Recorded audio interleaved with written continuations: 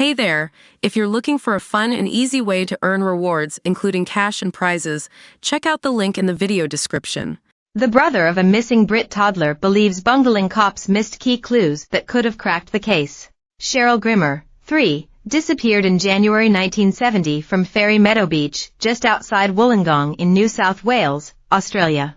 Among many mistakes, 62-year-old Ricky Nash said cops first took a statement from him in 2017, despite the fact he was the last person to see his youngest sibling. Cheryl and her family, including Ricky, their brothers Steve and Paul, and their parents emigrated to Australia from Bristol, England in late 1968 in search of a better life. It was a warm day when Cheryl vanished from the beach only a few hundred meters from the hostel where they were living. Ricky told our channel, "Just after lunch, our mom asked me to take them, Ricky's siblings, up to the shower block and get the sand washed off, and she'd pack up and meet us up there very quickly. Cheryl wouldn't come out of the ladies' toilet block. I was trying my hardest to get her out. She wouldn't come out.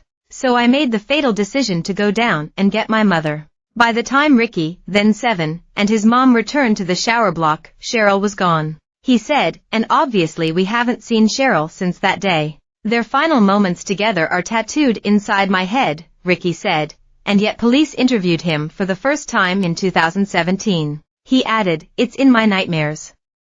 It's everywhere I go, with me." The traumatized brother remembers seeing a big kid, a child much bigger than he was at the time, with a big nose. And 3 days after Cheryl went missing, Bulli Police Station received an anonymous ransom note requesting $10,000 and a complete pardon in exchange for the tot. Archival footage aired at the time by Win Television showed a superintendent speaking with a news reporter about the letter. Supt Lynch, as the cop was named by the reporter, said, "There are two possibilities in regard to this letter. One, that it is a hoax.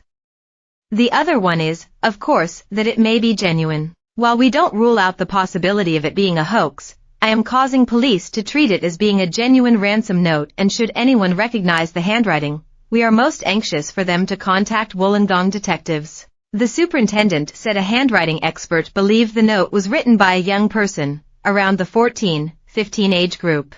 Police aired details of the ransom note on national television and revealed when and where the collection would take place, Ricky said.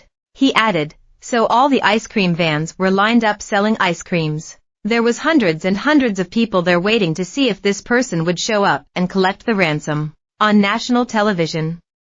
Mistake number 1. He claimed the media circus scuppered any chance of catching the author of the ransom note and of finding Cheryl. By Jessica Baker. Nearly 40 years after Brit toddler Cheryl Grimmer disappeared from a beach in Australia, Brit tot Maddie McCann vanished from a holiday apartment in Portugal. Both girls were aged just 3 when they were allegedly abducted and murdered.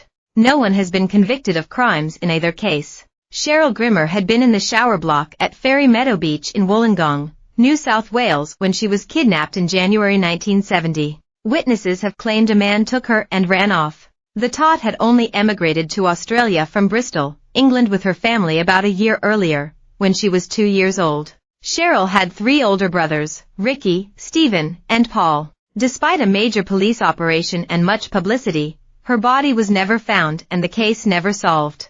Likewise in the case of Maddie McCann, the girl's whereabouts remain unknown, although German prosecutors believe she is dead. Madeline was on holiday with her parents Kate and Jerry McCann and her 2-year-old twin siblings when she vanished. Her parents had been dining with friends in a restaurant 180 feet from the ground floor apartment where their kids were sleeping. They checked on their children throughout the evening of May 3, 2007 and discovered Madeline was missing about 10 p.m. A suspect in the tragic case was arrested and charged with Cheryl's murder in 2017, having confessed to the crime in 1971, 18 months after the tot disappeared. Then aged 17, the suspect was said to have admitted to abducting and